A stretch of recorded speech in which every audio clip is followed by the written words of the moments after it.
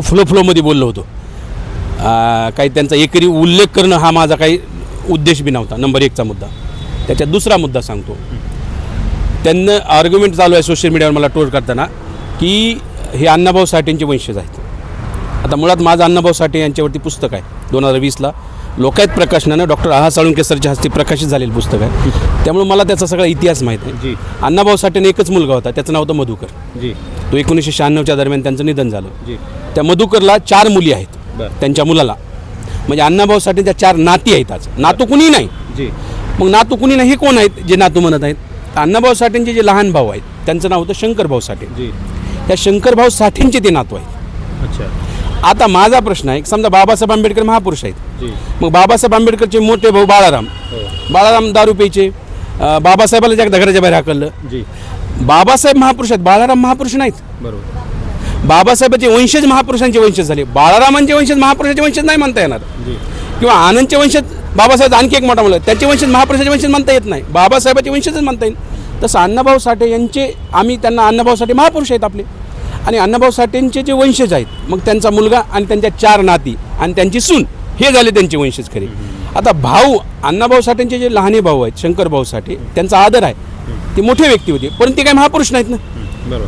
मग जे महापुरुष नाहीत त्यांचा नातू महापुरुषाचा वंशज म्हणून फिरतात हे जरा कुठंतरी पटत नाही. नंबर 1चा मुद्दा.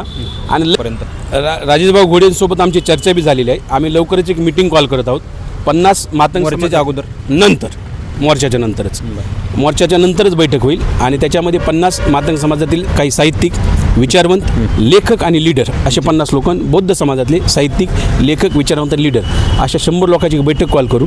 आपसामध्ये आपण आपसामध्ये काही मिळून सरकारला काही प्रस्ताव देता येतो का? 2 पावलं बौद्धांनी मागे यावं, 2 पावलं मातंगाने मागे यावं, असं काही करून काय करता येईल ह्याच्यावर आम्ही चर्चा करणार आहोत. ते पॉझिटिव्ह आहेत, आपण मी त्यासाठी पॉझिटिव्ह आहेत. तिथं त्यांनी मिटिंग ऑर्गनाईज केली होती, मातंग तरुणांनी म्हणून एकनोरची काल मिटिंग ऑर्गनाईज केली होती.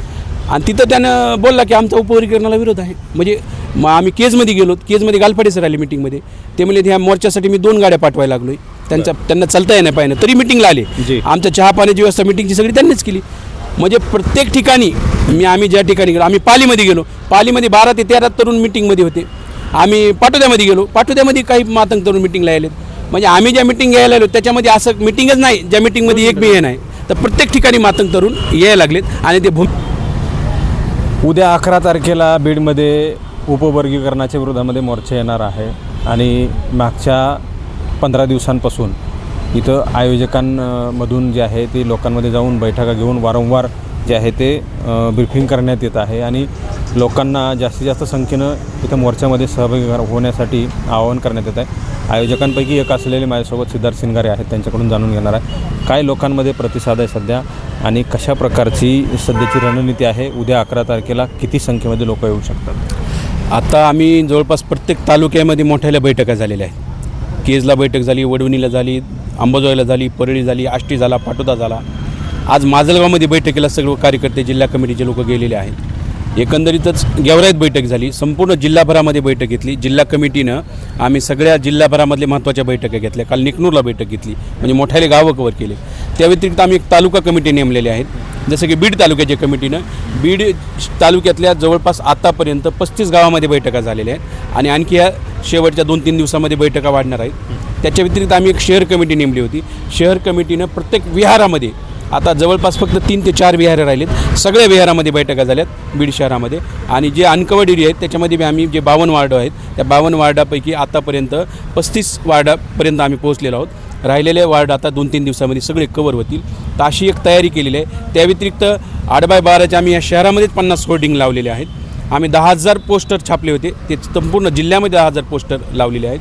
आतापर्यंत आमचं 1 लाख हँडबिल वाटणं झालेलं आहे. आणि आणखी आम्ही 1 लाख हँडबिलची ऑर्डर दिली, या 2 दिवस आणखी लागणार असल्यामुळं. त्याच्या व्यतिरिक्त रिक्षा लावलेला आहे, रिक्षामार्फत चालवलं आहे. उद्या पत्रकार परिषद आहे, सोशल मीडियावर एक कॅम्पेन चालू आहे. म्हणजे जे शक्य आहे त्या पद्धतीनं मोठ्या प्रमाणावर आम्ही तयारी केलेली आहे. आणि उन्हाचा असल्यामुळं जो बाबासाहेब आंबेडकरांच्या पुतळ्यापासून मोर्चा होता, उन्हाची लोकांच्या हे परेशानी होऊ नये म्हणून तो मोर्चा आम्ही थोडा शॉर्ट केलेला आहे. आणि छत्रपती शिवाजी महाराजांच्या पुतळ्यालाच लोकांना जमा करून आम्ही कलेक्टर ऑफिसच्या तिथं येणार आहोत. आत्ता जे अंदाज आहे तर कमीत कमी 1 लाख+ लोक राहतील बीडच्या मोर्चात, अशी एकंदरीत तयारी झालेली आहे. बीड जिल्ह्यासह राज्यामध्ये खरं तर हे राज्यामध्ये लागू करण्याच्या नियमानुसार ह्या सगळ्या गोष्टी सुरू आहेत. बीडच्या व्यतिरिक्त राज्यामध्ये कुठं कुठं हे सगळं सुरू आहे आणि तिथले अपडेट्स काय आहे तुमच्याकडे? आता माझ्याकडे जे औरंगाबादला याच्यावर ऑलरेडी आंदोलन झाले, धरणे आंदोलन झाले, मोर्चा झालेला आहे. परभणीमध्ये मोठ्या बैठका चालू आहेत, ती आंदोलनाची तयारी चालू आहे. नांदेडमध्ये मोठं धरणं आंदोलन झालेलं आहे, तिथंही मोर्चाची तयारी चालू आहे. अकोल्यामध्ये मोर्चा झालेला आहे, आपल्या कळंबमध्ये मोर्चा झालेला आहे आणि एकंदरीतच संपूर्ण महाराष्ट्रामध्ये ज्याची तीव्र प्रतिक्रिया आहेत. आता 11चा मोर्चा झाला की चेंबूरमध्ये एक मोठा कार्यक्रम आहे, मला चेंबूरला बोलवलेला आहे. त्याच्यानंतर मला मालेगावला बोलवलेलं आहे 14 तारखेला. त्याच्यानंतर 24 तारखेला कोल्हापूरला मला बोलवण्यात आलेलं आहे. म्हणजे माझ्याच आतापर्यंत 7-8 तारखा बुक केल्यात पुढच्या ह्याच महिन्यातल्या महत्त्वाच्या ठिकाणी. आणि संपूर्ण महाराष्ट्रामध्ये त्याची जनजागृती जेवढी सुरू आहे आणि समाजामध्ये रोष वाढत आहे. जसं जशी माहिती होत आहे की उपवर्गीकरणामुळं जे शेड्यूल कास्टचं जे ऐक्य आहे हे ऐक्य धोक्यात आलेलं आहे आणि आंबेडकरांच्या बाबासाहेबांच्या विचाराला तडा जात आहे. बाबासाहेबांच्या विचारांचं वर्गीकरण करणं चालू आहे खऱ्या अर्थानं आणि ही विचारामध्ये फूट पाडून एकट्या जातींना पाडून मग नंतरच्या काळामध्ये ह्यांचंही सगळं संपून टाकायचं अशा ह्याच्यामुळं लोकांमध्ये प्रचंड जागृती निर्माण व्हायला लागली. आणि मला वाटतं की नंतरच्या काळामध्ये जर हे सरकार ह्या पोझिशनमध्ये जर असेल करायचं केलं सरकार तर महाराष्ट्रामध्ये अनिश्चित काळासाठी महाराष्ट्र बंद होईल अशी परिस्थिती निर्माण झालेली आहे. महाराष्ट्रामध्ये अमित गोरखे नावाचे विधान परिषदेचे आमदार आहेत भारतीय जनता पार्टीचे.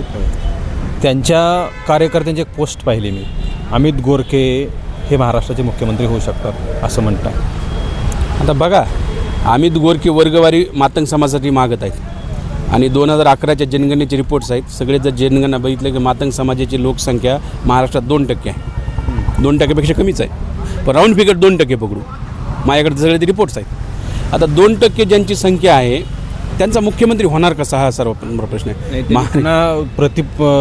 अशी व्यवस्था केली किंवा मग सोशल मीडियावर असे पोस्टर फिरत आहेत, थलपती ते होऊ शकतात. आता काय माहीत आहे का, एखाद्या येड्याला जर वाटत असेल उद्या मी प्रधानमंत्री होणार आहे, आता त्याच्यावर प्रतिक्रिया देण्यापेक्षा त्यांच्यावर खरं तर इलाज करण्याची गरज आहे. त्यांना मेंटल हॉस्पिटलमध्ये ॲडमिट करून त्यांच्यावर मानसोपचार तज्ज्ञाकडून इलाज करण्याची गरज आहे. ज्यांना एका जातीचंही म्हणजे गोरखेंना विधान परिषदेवर घेतलं यांनी हे याच्यासाठीच घेतलं की मारामांगात भांडणं लावायचं काम कर म्हणून. कारण मारामांगात भांडणं लावलं त्याचं ते बक्षीस आहे, तू ते भांडणं लाव, तुला त्यासाठी आम्ही आमदार केलेला आहे. म्हणून तो गोरखे सगळीकडे फिरून काय म्हणत आहेत किंवा हे अवघड झालं पाहिजे, आमचं आरक्षण कोण खाल्लं आहे. आता गोरखेंना आमदार केलं आहे, पण गोरखेंच्या चाहत्यांची किंवा मग त्यांच्या फॅन फॉलोअर्सची किंवा त्याच्या कार्यकर्त्याची आता ते मुख्यमंत्री व्हावेत अशी इच्छा आहे. नाही, इच्छा असायला काही प्रॉब्लेम नाही, इच्छा असणं आवश्यक आहे. त्यांचं ध्येय असावं, मोठा विचार करावा, त्यांनी मुख्यमंत्री बनावं, आमच्या त्यांना शुभेच्छा आहेत मुख्यमंत्री बनण्यासाठी. फक्त एवढंच आमचं म्हणणं आहे की 2% लोकांचा तुम्ही महाराष्ट्रात विचार करणारा माणूस मुख्यमंत्री होणार कसा. नाही, माझा पुन्हा प्रश्न आहे, फडणवीसांनी मुख्यमंत्री होण्यासाठी काय काय केलं हे माझ्यापेक्षा तुम्हाला आणि तुमच्यापेक्षा मला जास्त माहीत आहे, म्हणजे सगळ्या महाराष्ट्राला माहीत आहे. मुख्यमंत्री गोरखेंना करतील का मुख्यमंत्री देवेंद्र फडणवीस? काय आहे, गोरखेंच्या लक्षात यावं, मारामांगाचा इतिहास आहे की लग्नामध्ये सर्वात अगोदर पुढी असतात ते वाजंत्री म्हणून, आणि ज्यावेळेस खायची वेळ येते ना जेवणाला तर उकांड्यावर बसवलं जातं. म्हणजे हे वाजंत्री ज्यावेळेस वरात सुरू आहे तर वाजवायला सर्वात पुढे असणार आहेत गोरखे. पण परंपरा आहे ब्राह्मणवाद्यांची, ते आपल्याला वाजवायला लावतात, नाचायला लावतात, सर्वात पुढे ठेवतात. फक्त खाण्याची वेळ आणि द्यायची वेळ असल्यावर उकांड्यावर बसवितात. तुम्हाला किती त्यांच्यावर वेळ येऊ नये. तुम्हाला ट्रोल केलं जातं आहे अमित गोरखेंच्या कार्यकर्त्यांकडून किंवा सचिन साठेंच्या, तुम्ही सचिन साठेंचा एकेरी उल्लेख केला असं त्यांचं म्हणणं आहे. बघा, एकतर मी तो फ्लोमध्ये बोललो होतो, काही त्यांचा एकेरी उल्लेख करणं हा माझा काही उद्देश बी नव्हता, नंबर 1चा मुद्दा. त्याच्यात दुसरा मुद्दा सांगतो, त्यांना आर्ग्युमेंट चालू आहे सोशल मीडियावर मला ट्रोल करताना की हे अण्णाभाऊ साठेंचे वंशज आहेत. आता मुळात माझं अण्णाभाऊ साठे यांच्यावरती पुस्तक आहे 2020ला लोकायत प्रकाशनानं डॉक्टर आहा साळुंके सरच्या हस्ते प्रकाशित झालेलं पुस्तक आहे. त्यामुळे मला त्याचा सगळा इतिहास माहीत आहे. अण्णाभाऊ साठेने एकच मुलगा होता, त्याचं नाव होतं मधुकर. तो 1996च्या दरम्यान त्यांचं निधन झालं. त्या मधुकरला 4 मुली आहेत त्यांच्या मुलाला, म्हणजे अण्णाभाऊ साठेंच्या 4 नाती आहेत. आज नातू कुणी नाही. मग नातू कुणी नाही हे कोण आहेत जे नातू म्हणत आहेत? अण्णाभाऊ साठेंचे जे लहान भाऊ आहेत त्यांचं नाव होतं शंकरभाऊ साठे. त्या शंकरभाऊ साठेंचे ते नातू आहेत. आता माझा प्रश्न आहे, समजा बाबासाहेब आंबेडकर महापुरुष आहेत, मग बाबासाहेब आंबेडकरचे मोठे भाऊ बाळाराम दारू प्यायचे, बाबासाहेबाला एकदा घराच्या बाहेर हाकललं. बाबासाहेब महापुरुष आहेत, बाळाराम महापुरुष नाहीत. बरोबर, बाबासाहेबांचे वंशज महापुरुषांचे वंशज झाले, बाळारामांचे वंशज महापुरुषांचे वंशज नाही म्हणता येणार. किंवा आनंदचे वंशज बाबासाहेब आणखी एक मोठा मुलगा त्याचे वंशज महापुरुषाचे वंशज म्हणता येत नाही, बाबासाहेबाचे वंशजच म्हणता येईल. तसं अण्णाभाऊ साठे यांचे आम्ही त्यांना अण्णाभाऊ साठे महापुरुष आहेत आपले, आणि अण्णाभाऊ साठेंचे जे वंशज आहेत मग त्यांचा मुलगा आणि त्यांच्या 4 नाती आणि त्यांची सून हे झाले त्यांचे वंशज खरे. आता भाऊ अण्णाभाऊ साठेंचे जे लहाने भाऊ आहेत शंकरभाऊ साठे त्यांचा आदर आहे, ते मोठे व्यक्ती होते पण ते काही महापुरुष नाहीत ना. बरोबर. मग जे महापुरुष नाहीत त्यांचा नातू महापुरुषाचा वंशज म्हणून फिरतात हे जरा कुठंतरी पटत नाही. नंबर 1चा मुद्दा. आणि लयच जर लिगली बघायचं जर झालं तर आरतुर बोलावं का आवाजावं बोलावं. आता आपण आईला आरतुर बोलतो का आईचा रिस्पेक्ट नसतो काय, हे रिस्पेक्टवर जर असेल आणि बरं पण त्याच्याही पुढे आवाजावं बोला हे कोणत्या कायद्यात आहे, कुणाला आवाजावं बोललं पाहिजे कुणाला आरतुर बोललं पाहिजे हे कोणत्या कायद्यात आहे का. इंग्रजीमध्ये तर आरतुरच आहे ना, सगळं एकच आहे, यू म्हणजे यू. ते आपल्या इकडल्या भाषेचा लहेजा आहे म्हणून हे आहे. त्यामुळं त्यांना काय झालं, मी 40 मिनटं बोललो आहे त्या लॉर्ड बुद्धा चॅनलला आणि 40 मिनटं बोलल्या मी त्यांचे सगळे आर्ग्युमेंट खोडलेत. त्यांनी माझ्या सगळं बाजूला सरले एकच वाक्य पकडले, हा आरतुर बोला आरतुर बोला. म्हणजे मातंग समाजांना मुद्दे खोडून टाकण्यासाठी काही उरलंच नाही एकही मुद्दा. मी तर हे म्हणतोय मुद्दा वर्गीकरणाच्या मुद्द्याला पुढे धरून त्याला ताकद देण्यासाठी कुठले मुद्दे उपस्थित आहेत. आम्ही त्यांचे सर्व मुद्दे खोडून टाकलेत. आता एक त्यांनी मुद्दा आणला की सामाजिक न्याय प्रस्थापित होईल. आम्ही म्हणलं सामाजिक न्याय प्रस्थापित करण्यासाठी समजा सामाजिक न्याय करायचा आहे ह्याचा अर्थ त्या लोकांवर सामाजिक अन्याय झालेला असेल. सामाजिक अन्याय झाल्यावर सामाजिक न्याय होतो ना. मग सामाजिक अन्याय काय महाराणी केला आहे मागायवर, ते तर ब्राह्मणवादी व्यवस्थेने केला आहे ना. मग सामाजिक न्याय कुणापासून मागायचा असतो, तो ब्राह्मणवादी व्यवस्थेपासून मागायचा असतो, उच्चवर्णीयापासून मागायचा असतो. हे म्हणाले सामाजिक न्याय. बरं केडं केल्याने कोणता सामाजिक न्याय मिळणार आहे. आणि बरं हे याच्यापर्यंत बरं ते म्हणजे आम्हाला नोकऱ्या कमी मिळाल्या म्हणून हा सामाजिक न्याय प्रस्थापित करा. एक तर ते सामाजिक न्यायाचं तत्त्व त्यांना कळलेलं नाही. म्हणजे कशाला म्हणते सामाजिक न्याय हे सुद्धा यांना कळत नाही. पण उगं बॉम्बलनं चालू आहे सामाजिक न्याय सामाजिक न्याय. जसं काय 2500 वर्षापासून महाराज अन्याय करते मागावर, अशा प्रकारे सामाजिक न्याय मारायला पासून पाहिजे. हे कसं आहे, हे काहीतरी टर्मिनॉलॉजी वापरायची, मोठा शब्द घ्यायचा पण त्याच्या मागचे अर्थ माहीत नसतात. हा एक मुद्दा आहे त्याच्यामध्ये. आणि दुसरा मुद्दा आहे की आम्ही क्रिमिनल होतो असा एक मुद्दा. आणि मग आम्हाला डिटेन्शन कॅम्पमध्ये ठेवलं. काही पोरं तर सांगायला की मग बाबासाहेब कशाचे मुक्तीदाते आमचे, आम्ही तर 31 ऑगस्ट 1952ला जेलच्या बाहेर आलो. मुळात माझ्याकडे रिपोर्ट आहे भारत सरकारचा 1950चा, त्याच्यामध्ये ज्या क्रिमिनल ट्राईब्स घोषित केलेल्या होत्या त्यांचा सगळा रिपोर्ट आहे. त्याची मांग जातच नाही. ती मांग गारुडी आहे. मांग गारुडी जाती वेगळी आहे. 46 नंबरची आहे. 59 जातीपैकी जी 46 नंबरला मांग आहे त्याच्या खाली 47 नंबरला मांग गारुडी आहे. मांग गारुडी वेगळं आहे, रोटी बेट्यावर होत नाही. मांग गारुडी समाजाला त्यांनी क्रिमिनल घोषित केलं तर मांग जातीला नाही आहे. तुम्ही मागच्या डिबेटमध्ये बोलता असताना ते तुमच्यासोबत ते राजेश घोडे होते, तुम्ही होतात, मातंग समाजाचे नेते होते आणि त्यांनी त्या बोलत असताना आवाहन केलं होतं की बा आपलं घरातलं भांडण आहे, घरात मिटवलं पाहिजे, आपण एकत्र बसलं पाहिजे. असा काही प्रयत्न केला आहे त्यांच्याकडून, तुमच्याकडून काही झालं आहे असं आतापर्यंत? राजेशभाऊ घोडेंसोबत आमची चर्चा बी झालेली आहे. आम्ही लवकरच एक मीटिंग कॉल करत आहोत. 50 मातंग मोर्चाच्या अगोदर नंतर मोर्चाच्या नंतरच बैठक होईल आणि त्याच्यामध्ये 50 मातंग समाजातील काही साहित्यिक, विचारवंत, लेखक आणि लीडर असे 50 लोक, बौद्ध समाजातले साहित्यिक, लेखक, विचारवंत, लीडर अशा 100 लोकांची बैठक कॉल करू.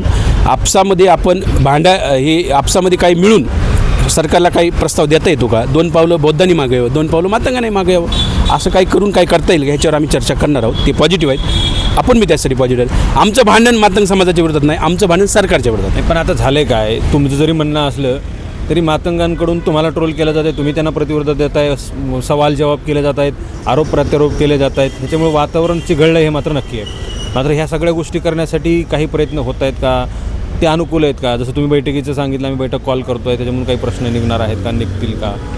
शासन ऐकणार आहे की इथले राज्यकर्ते? बघा, शासनाचा सरळ अजेंडा आहे महारा मागात भांडणं लावली. त्यामुळे शासन ऐकण्याच्या प्रश्नाच पडत नाही. आणि जे लोक आहेत तुम्हाला सांगतो, समजा ते विष्णू कसबे असतील पुण्याचे, किंवा हे गोरखे असतील, किंवा सचिन साठे असतील, किंवा आणखी कुणी असतील, ते लोक ते नेते हे सगळे त्यांचे तुम्ही फोटो बघा, उठणं बसणं बघा, हे सगळे BJP सोबत आहे. RSSच्या ह्याच्यातले काही लोक तर RSSच्या कार्यक्रमात असल्याचे फोटो आमच्याकडे आहेत. मातंग समाजामध्ये जो प्रमुख सध्या जी हे आहे, एक आंबेडकरवादी मातंग आहे आणि एक RSSच्या नादी लागलेला मातंग आहे. तर हे जे भडकाऊ सगळं जे ट्रोलिंग चालू आहे हे RSSद्वारे चालू आहे. आणि ते मला धमक्या द्यायला लागलेत की आम्ही मग महाराज जातीचे कोण लोक RSSमध्ये त्यांची लिस्ट काढावं का. मी तुम्ही काय करता, मीच एक्सपोज केले त्याच्या अगोदर, त्यांना माहीत नाही. ते महार जातीचे लोक जे RSS आम्ही त्यांचं नावं घेऊन, मी त्या आष्टीमध्ये तर त्याच्या दारात जाऊन कार्यक्रम घेतला आहे. म्हणजे आम्ही काय आमच्या आणि मी म्हणलं तर उलट वेलकम आहे. कोण आम्हाला माहीत नसेल तर ती लिस्ट तरी माहीत होईल कोण कामं करते. त्यावर तुम्हाला थांबवतो. म्हणजे ते असं म्हणतात की मग आमच्याकडे आहेत तर तुमच्याकडे आहेत आम्ही दाखवतो. म्हणजे स्वतः सिद्ध करतात आम्ही आहेत. येस, ते स्वतःच त्याच्यामधून म्हणतात की आमच्याकडेच आहेत. मुळात सामान्य मातंग आता आपल्याकडं मोर्चामध्ये सुद्धा कित्येक मातंग तरुण येणार आहेत की ज्यांचं म्हणणं आहे की उपवर्गीकरण नको. मला तोच प्रश्न विचारायचा होता शेवटला आणि संपून टाकू आपण. तुमच्या निदर्शनास किंवा तुमच्या संपर्कात असलेले मातंग समाजाचे काही लोक आहेत का की जे उपवर्गीकरणाला विरोध करतात? असे काही नावं घेऊ शकता का त्यांची तुम्ही? हो, घेऊ शकतो. एक शिरूर कासार ह्याचे युवराज सोनवणेंच्या गावचे आहेत चांदरी म्हणून, ते आपल्या कार्यक्रमात बी आले आणि त्यांनी भूमिका घेतली किंवा माझा उपवर्गीकरणाला विरोध आहे. काल मी नेकनूरमध्ये गेलो, तिथे एक मुन्ना भैया नावाचे मला मातंग तरुण भेटला आपल्या पायाळ साहेबासोबत. तिथं त्यांनी मिटिंग ऑर्गनाईज केली होती. मातंग तरुणांनी नेकनूरची काल मिटिंग ऑर्गनाईज केली होती आणि तिथं त्यानं बोलला की आमचा उपवर्गीकरणाला विरोध आहे. म्हणजे मग आम्ही केजमध्ये गेलो, केजमध्ये गालफाडे सर आले मिटिंगमध्ये. ते म्हणले ह्या मोर्चासाठी मी 2 गाड्या पाठवायला लागलो आहे. त्यांना चालता येण्या पाहिजे तरी मिटिंगला आले. आमच्या चहा पाण्याची व्यवस्था मिटिंगची सगळी त्यांनीच केली. म्हणजे प्रत्येक ठिकाणी आम्ही ज्या ठिकाणी गेलो, आम्ही पालीमध्ये गेलो, पालीमध्ये 12 ते 13 तरुण मिटिंगमध्ये होते. आम्ही पाटोद्यामध्ये गेलो, पाटोद्यामध्ये काही मातंग तरुण मिटिंगला आलेत. म्हणजे आम्ही ज्या मिटिंग घ्यायला आलो त्याच्यामध्ये असं मिटिंगच नाही ज्या मिटिंगमध्ये एक बी हे नाही.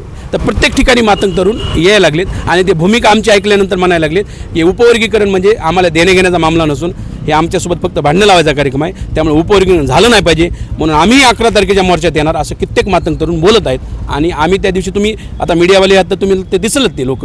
येस, खूप धन्यवाद. तर हा सगळा प्रकार आहे आणि आम्ही पाहिलं आहे म्हणजे मागच्या काळामध्ये ज्या गोष्टी झाल्या आणि ही उपवर्गीकरणाचं नेमकं काय चाललेलं आहे आणि कशी सगळी परिस्थिती आहे त्यांच्या शब्दामध्ये त्यांनी मांडलं आहे.